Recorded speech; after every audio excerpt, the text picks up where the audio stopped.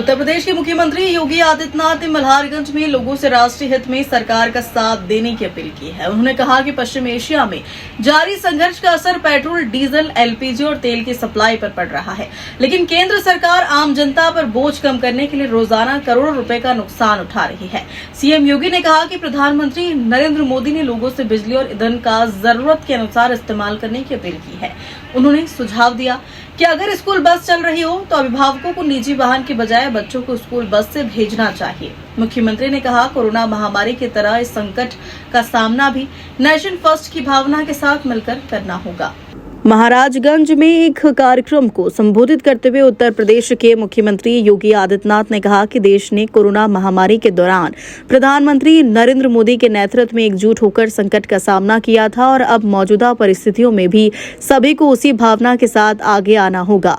उन्होंने कहा, पश्चिम एशिया में जारी संघर्ष का असर वैश्विक स्तर पर पेट्रोल, डीजल, एलपीजी और कच्चे तेल की सप्लाई पर पड़ा है। इसके बावजूद भारत सरकार आम जनता को राहत देने के लिए रोजाना करोड़ों रुपए का आर्थिक बोझ उठा रही है।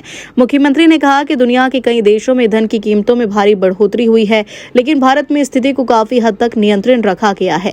योगी आदित्यनाथ ने लोगों से बिजली और ईंधन का सीमित और जरूरत के अनुसार इस्तेमाल करने की अपील की है। हम सरकार के साथ खड़े होकर के देश के साथ संबल बने हर नागरिक की जिम्मेदारी बनती है। प्रधानमंत्री जी ने जो बातें कही है,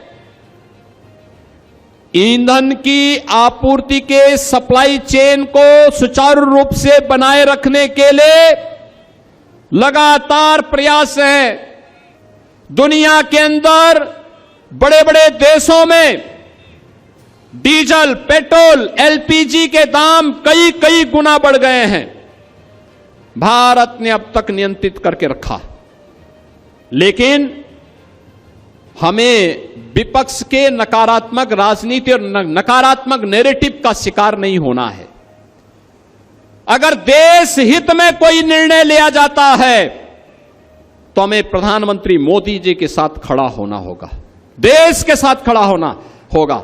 याद रखना, देश से बढ़कर के कोई नहीं, कोई देश से बढ़कर के नहीं हो सकता।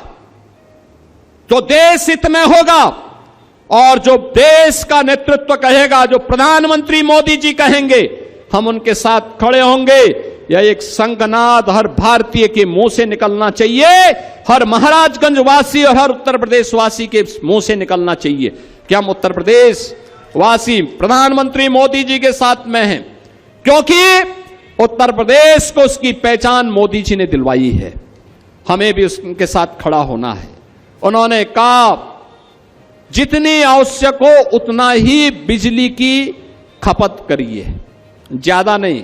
ऐसा नहीं कि दिन में भी आपके घर के बाहर की लाइट जल रही है, अगर आप कमरे में नहीं हैं, पंखा बंद कर दीजिए।